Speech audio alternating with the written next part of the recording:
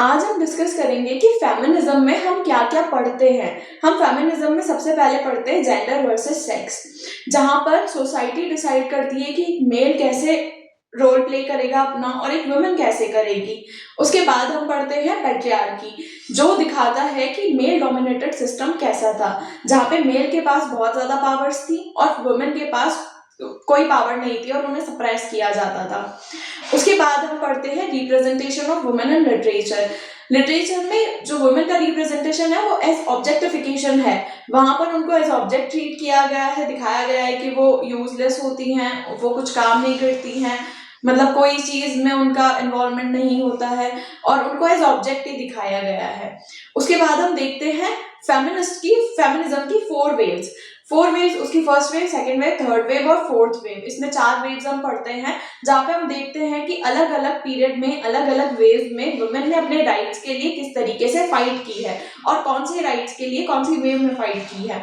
तो ये सारी चीजें हम फेमिनिस्ट वेव में डिस्कस करते हैं। उसके बाद हम डिस्कस करते हैं उनके रोल, उनकी फैमिली और उनके मैरिज में, कि वहां पर हस्बैंड के रोल क्या होते थे और वाइफ के रोल क्या होते थे, और हस्बैंड किस तरीके से वाइफ को कंट्रोल करते थे और उनकी जिंदगी किस तरीके से कंट्रोल होती थी, वो क्या क्या फेस करती थी डिफिकल्टीज, हम ये सारी चीजें देखते हैं। फिर हम डिस्कस करते हैं वुमेन आइडेंटिटी और सेल्फ, जहां पर उनकी आइडेंटिटी को कंट्रोल किया जाता था सोसाइटी के थ्रू।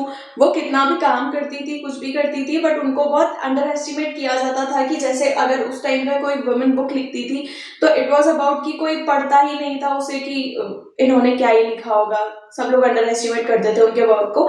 नेक्स्ट हम इसमें पढ़ते हैं उनका इकोनॉमिक कंडीशन क्या था। तो जब अगर उनको वर्क भी मिलता था, वो कुछ काम भी करते थे, इवन आज भी ये चीज होती है कि हमेशा मेल का पे ज्यादा होता है और फीमेल का पे कम होता है।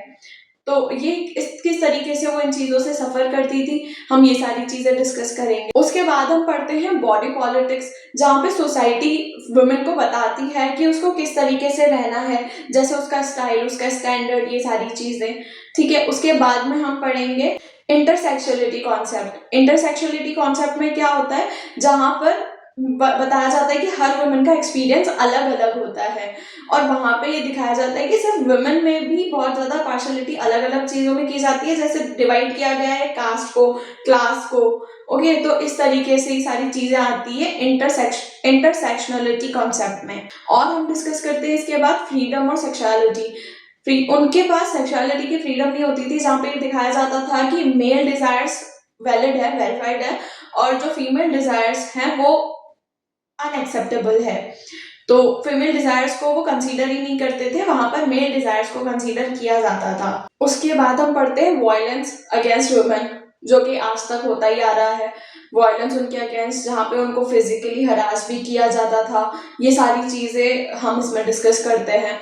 उसके बाद हम पढ़ते हैं क्रिटिसिज्म लिटरेरी थ्योरी, उनको किस तरीके से क्रिटिसाइज किया जाता था।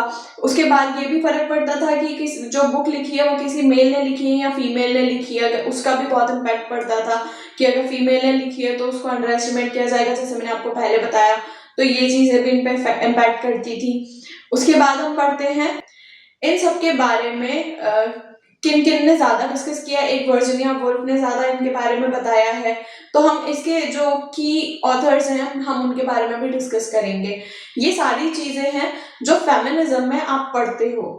तो वन बाय वन हम इस तरीके से फेमिनिज्म के सारे कॉन्सेप्ट को क्लियर करेंगे, सब कुछ डिटेल में डिस्कस करेंगे, और आप मेरे साथ बने रहो, मैं इसको बहुत अच्छे से एक्सप्लेन करूंगी।